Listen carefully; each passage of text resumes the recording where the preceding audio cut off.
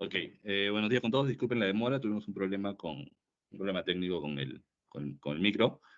Bienvenidos a este recap semanal, iniciativa eh, que estamos implementando desde octubre, noviembre del año pasado. Un espacio donde, bueno, van a encontrar información que puede dar soporte a sus inversiones. Para esta semana del 5 de febrero tenemos data importante con respecto a, bueno, lo que hemos venido conversando en las últimas semanas, ¿no? China, cómo viene el S&P, qué acciones están teniendo mejores resultados, por qué. Eh, Resolver un poco esas intrigas que tienen los inversores, ¿no? Esos cuestionamientos sobre si el mercado estando en máximos históricos es una burbuja, si las Magnificent son burbujas, si por ahí China es interesante por algo más que simplemente ver el precio. Entonces, en fin, un montón de cositas que vamos a ir soltando. Espero que la información les guste mucho y eh, que puedan compartir este contenido, ¿no? Para que seamos cada vez más semana a semana. Ok, entonces conmigo está Elmer Yamoca, que es parte del equipo de research de New Road Global Investing, así como todo el equipo de New Road. Eh, Vamos a presentar para este recap del 5 de febrero, la semana del 5 de febrero, datos de cómo va 2024, ¿no? Esta apertura de mercado en 2024 que ha sido bastante buena. Eh, los cuestionamientos que siguen estando sobre la mesa sobre febrero, data de Magnificent, los flujos, que siempre son datos que revisamos y vamos revisando, tanto flujo de renta variable como renta fija, datos de China y datos de Baba, que fue una de las ideas que lanzamos la semana pasada, y una idea nueva que tenemos sobre Nike, una de las principales compañías de, bueno, de deporte a nivel mundial. Entonces, a ver, empezamos, por favor. Ok, la semana pasada tocamos este tema que hablaba sobre que la semana del 29, la semana pasada, pues era la semana más importante de temporada de ganancias, ¿no? De presentación de resultados financieros, porque aproximadamente el 32% del market cap o de la capitalización de mercado de todo el S&P 500, el 32% de, del valor que representa este índice, pues iba a reportar la semana pasada, ¿no? Han habido reportes bastante buenos, no sé si podemos pasar a la siguiente, por favor. Como es el caso de Meta, de Amazon, ¿no?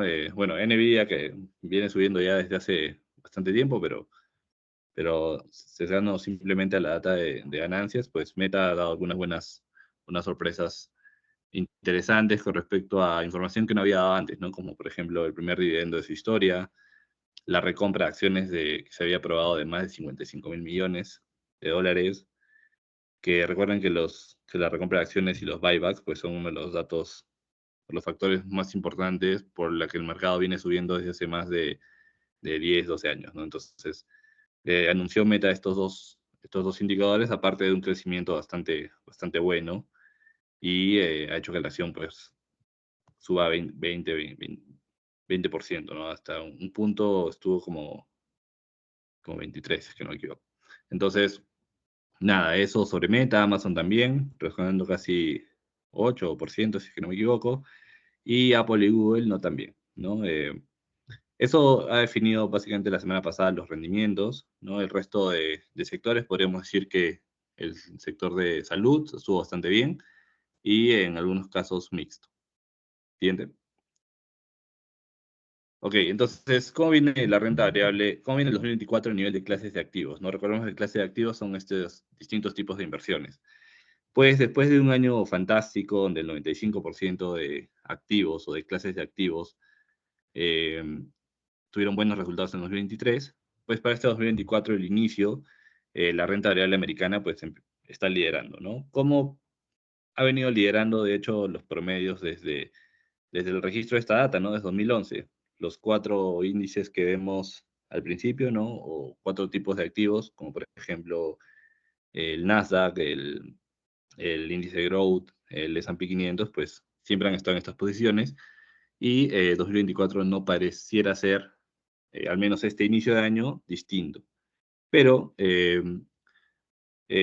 más allá de esto, pues podemos ver otros tipos de activos que no son bastante sorpresivos para nosotros. Por ejemplo, el índice small cap, ¿no? Que viene 3.1%, acciones de baja capitalización.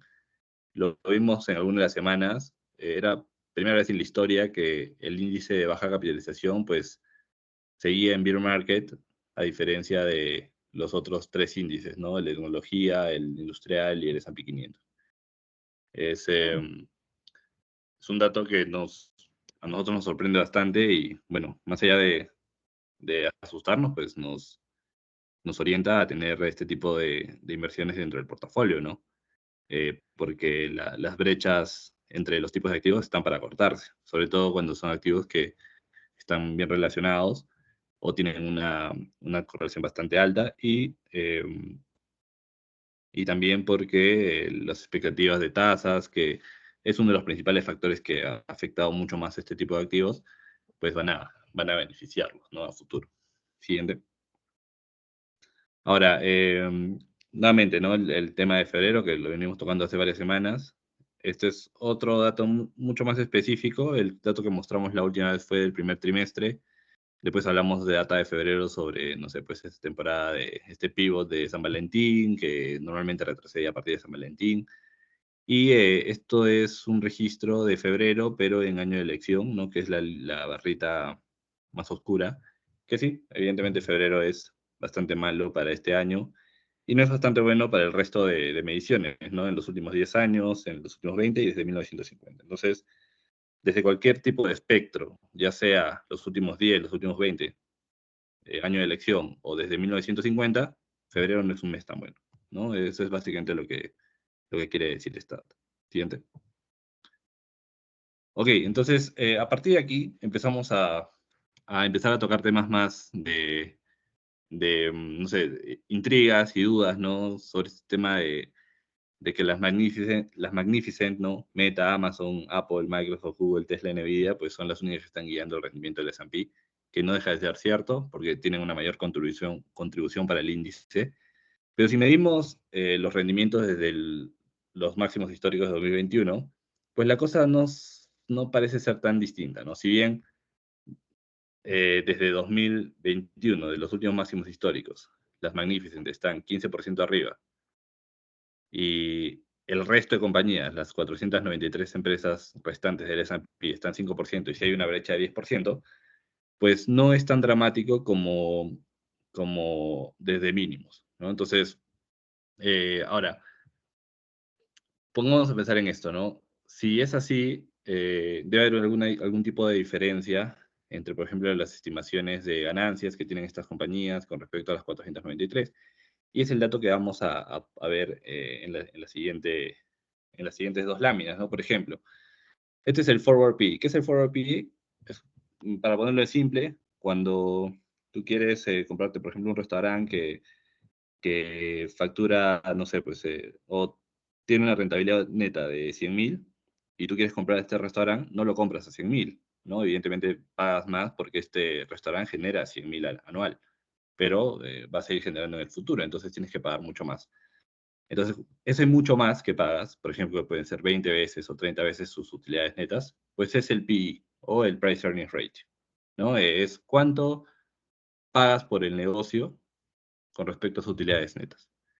Pero el forward PE es la estimación que tú tienes a futuro de cómo se va a venir comportando esta relación entre lo que paga el mercado con respecto a las utilidades netas de las compañías. Y como ven la gráfica, y está desagregado entre las 7 estas magníficas y el resto del mercado, pues podemos ver que no estamos ni cerca de los niveles de forward PE que observamos en 2021, ¿no? Cuando había mucho más efectivo dentro del mercado, había mucho más estímulos y las tasas estaban en cero.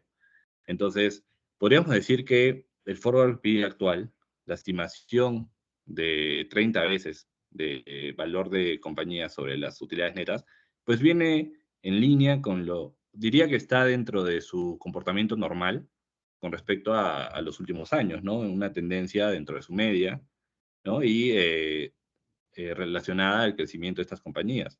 2021 sí fue 2021-2022 fue un año bastante anormal porque había mucho más dinero y bueno, ustedes vieron lo que pasó en ese tiempo en el mercado, pues habían compañías que no valían nada y, y y tenían valorizaciones absurdas, y estas empresas pues también en ese tiempo habían alcanzado quizás el mismo valor actual como compañías, ¿no? Como lo que estamos viendo ahora, pero las ganancias que han tenido estas empresas desde esos 2 años han sido mucho mejores. Entonces, eso ha hecho que este dato se pueda estabilizar. Ahora, evidentemente hay una diferencia amplia también en esta medición con respecto a las otras empresas. Al S&P 500, el promedio es 20 veces y las 493 empresas del S&P que no son estas Magnificent están en 18. Entonces, la relación se viene manteniendo y uno diría, oye, pero realmente estas empresas, ¿no? ¿Son máquinas de hacer efectivo? Sí, ¿no? Podemos verlo en la siguiente lámina. Esta es la utilidad neta que tienen estas compañías con respecto a las 493 restantes. Evidentemente hay una brecha bastante amplia sobre la manera como generan dinero estas empresas, ¿no? Un promedio por encima del 20% en los últimos 12 meses en márgenes netos, y las otras 493, pues a niveles de, no sé, pues de 10%. Entonces, ahora, esto es márgenes netos, ni siquiera estamos viendo generación de efectivo, free cash flow, o márgenes operativos, que los márgenes operativos son, yo, según lo que hemos podido revisar, por encima del 25 o 25% o 30% en algunos casos, que es pues, un margen operativo espectacular, ¿no? Entonces, eh, no es por moda, no es por moda el tema de los beneficios. Son empresas que, bueno, tienen una facilidad increíble de poder generar flujos de efectivo, ¿no? Siguiente. Ahora, ahora un dato más que podría aportar a disminuir un poco la percepción de riesgo en el mercado, ¿no? La línea roja es el nivel de apalancamiento que tienen los inversores dentro de sus brokers, ¿no? Es un dato, para algunos no es tan bueno, pero es bastante bueno, porque cuando los niveles son muy altos, los brokers tienden a tener políticas de ajuste, ¿no? Lo comenté en algún momento. Si el margen en algún momento es 25, te lo suben a 50 de un día para otro, evidentemente te avisan, ¿no?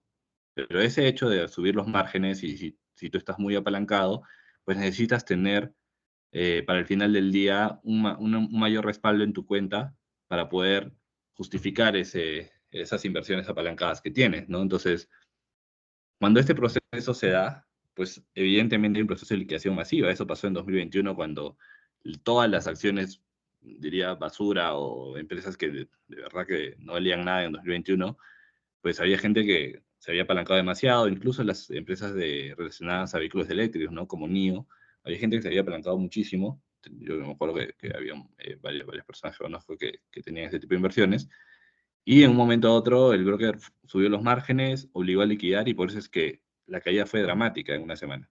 Entonces, fíjense que el nivel de apalancamiento ahora no está ni siquiera, o diría que está en su media. No estamos en niveles dramáticos. Entonces esto evidentemente tiene que ver con que las tasas están altas,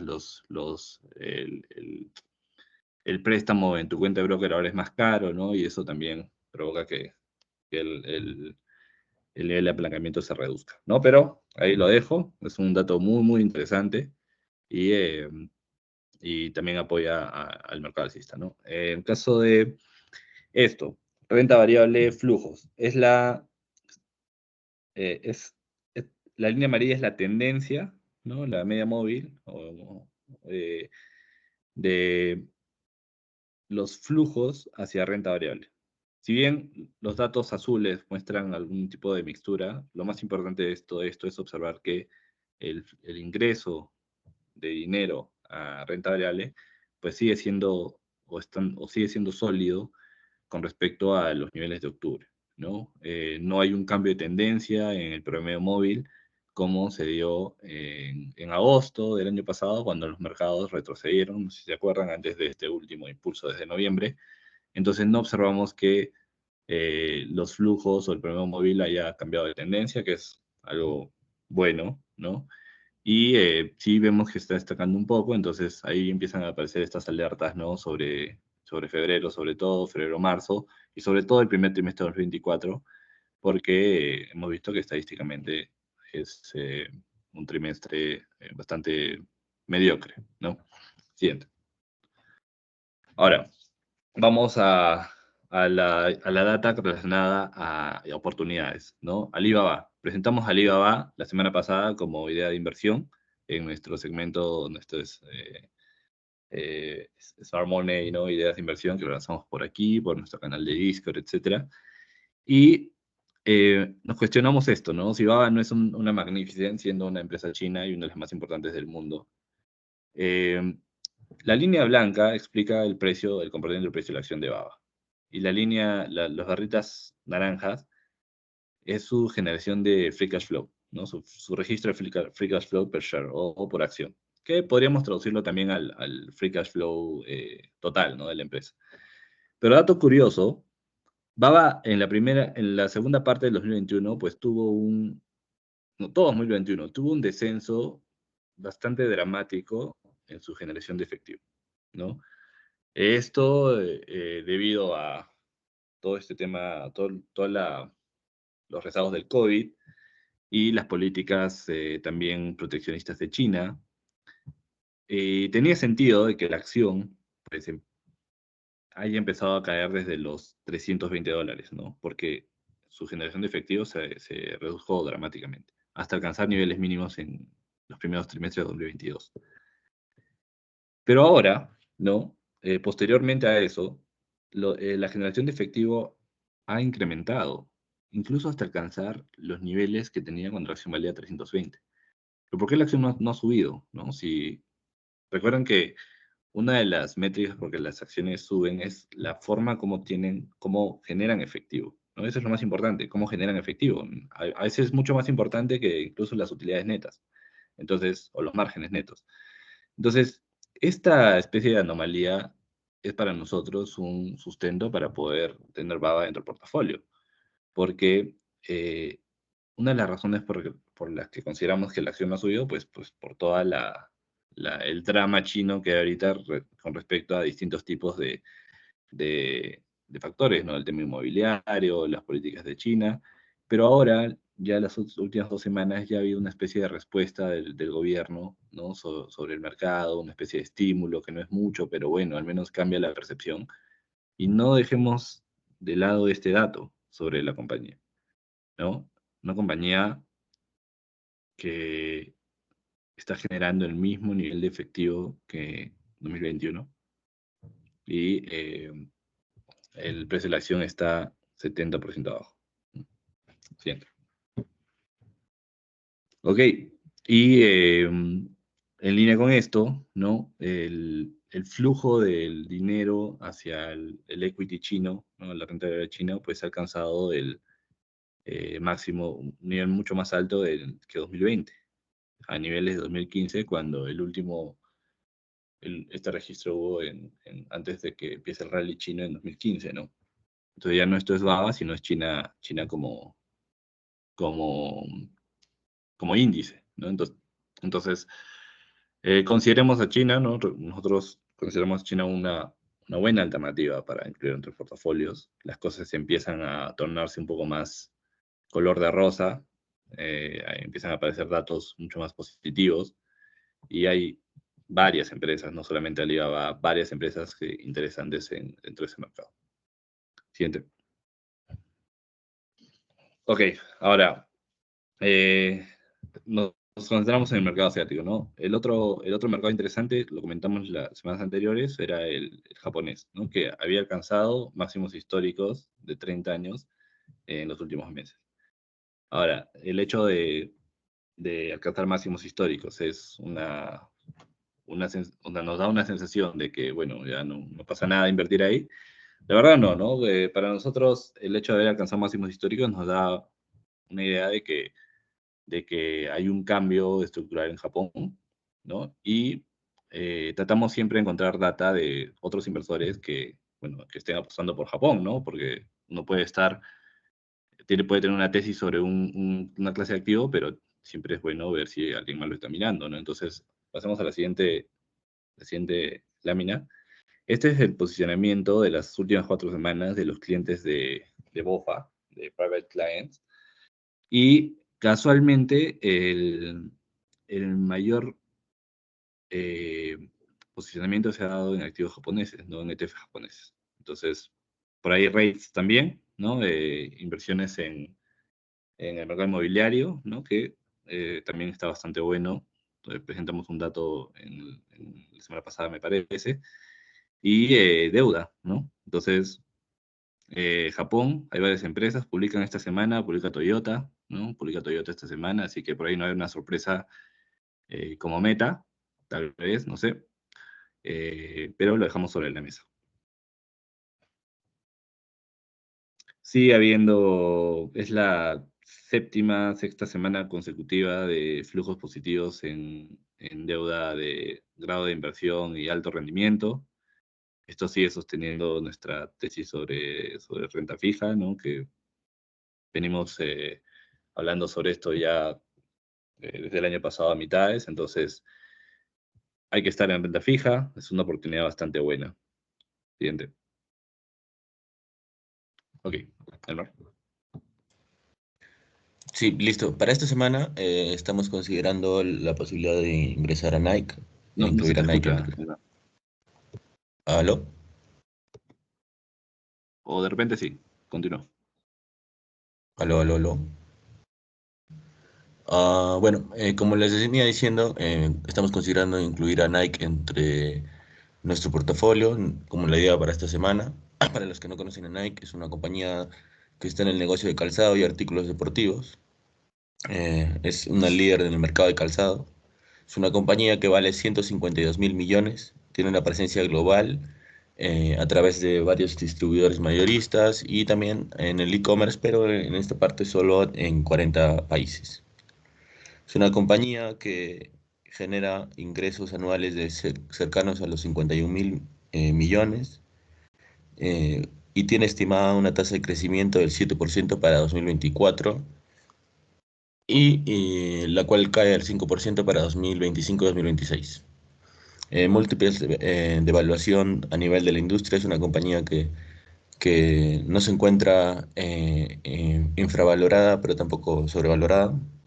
Es una compañía que está al nivel de la industria en cuanto a múltiplos o en cuanto a pricing. Es una compañía con márgenes eficientes, ¿no? Tiene márgenes netos del 10%, bajo nivel de deuda, tiene un ratio deuda neta EBITDA de 1.5. Si comparamos con el mercado, con la industria, es un ratio bastante eficiente, muy por debajo del promedio de la industria que está cercano a los 3. Y actualmente la compañía cotiza alrededor de los $100, ¿no? En el cual se encuentra en un soporte muy interesante. Y como podemos ver, algunos de los analistas más importantes le dan un precio objetivo de $124, que representaría aproximadamente un 24-25% de retorno potencial en esta idea, ¿no? Para ver más detalles sobre el gráfico, precios de entrada, de salida, podremos escanear este QR y nos lleva directamente a la idea en el portal del TradingView. Para terminar la presentación, vamos a ver lo que son los earnings para esta semana. Ya tenemos a compañías importantes, como ya lo mencionó Giancarlo, a Toyota, también tenemos a Caterpillar, McDonald's, Palantir, que es una compañía que podría tener rendimientos interesantes al cierre, justo al cierre de hoy, que es una compañía que cuando reporta suele tener movimientos interesantes. Tal vez por ahí podamos encontrar alguna oportunidad. Compañías tal vez más robustas como Eli Lilly, PayPal, Disney, que son compañías que han estado muy dormidas últimamente y que tal vez en estos earnings podrían dar algún golpetazo sobre la mesa.